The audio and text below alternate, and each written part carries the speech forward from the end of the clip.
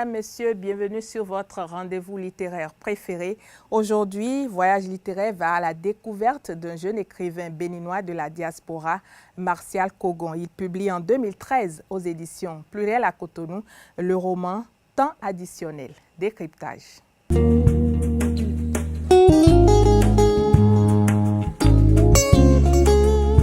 Le roman Temps additionnel est, comme l'indique son nom, l'histoire d'une course contre la montre. En effet, la jeune héroïne Mariam est accusée du meurtre de l'un de ses amis et tous les indices recueillis sur place, ainsi que le mutisme de l'inculpé la désignent comme le coupable idéal. Une instruction bâclée et une justice expéditive permettront de la condamner à la peine capitale.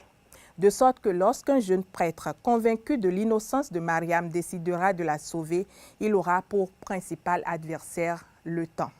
Conçu comme un thriller, le roman est un véritable réquisitoire de la justice et par conséquent de la peine de mort. Martial Kogon met par ailleurs en opposition deux mondes, deux univers, celui des enfants qui est celui de l'innocence et celui des adultes réputés fourbes et dissimulateurs.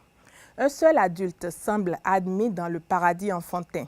Il s'agit du prêtre resté peut-être enfant par le statut virginal de sa condition d'ecclésiaste. L'autre thème qu'aborde l'auteur est celui de la force de l'amour. La question ici est de savoir jusqu'où l'on peut aller par amour. L'héroïne, par exemple, choisit de se sacrifier, allant jusqu'à risquer la mort pour sauver, pense-t-elle, son mari.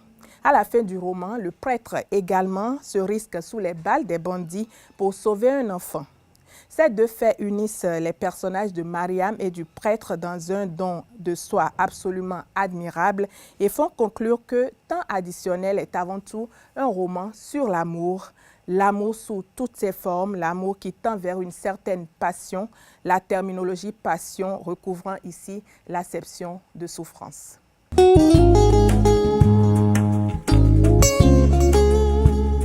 La force du roman Temps additionnel réside dans le suspense entretenu du début jusqu'à la scène finale du dénouement.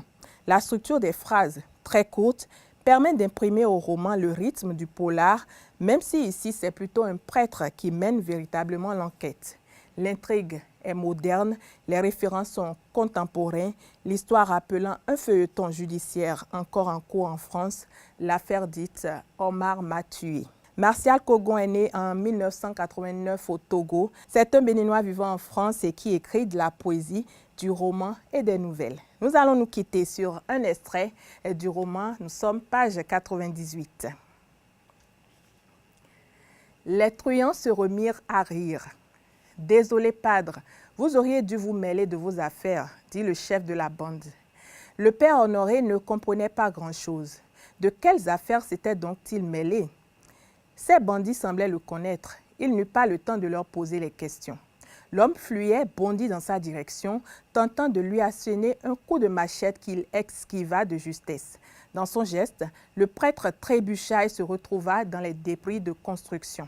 Sa tête heurta violemment une brique. Il retira une main moite du front. Le choc lui avait ouvert l'arcade sourcilière. Une sueur froide lui coulait dans le dos.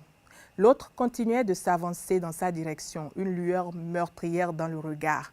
Le sang cognait douloureusement contre ses tempes. Sa dernière heure allait sonner. Mourir sans avoir le temps de savoir pourquoi. Ce sera tout pour ce numéro de Voyage littéraire. Stop et fin. Je vous retrouve, mesdames, messieurs, la semaine prochaine avec le même plaisir.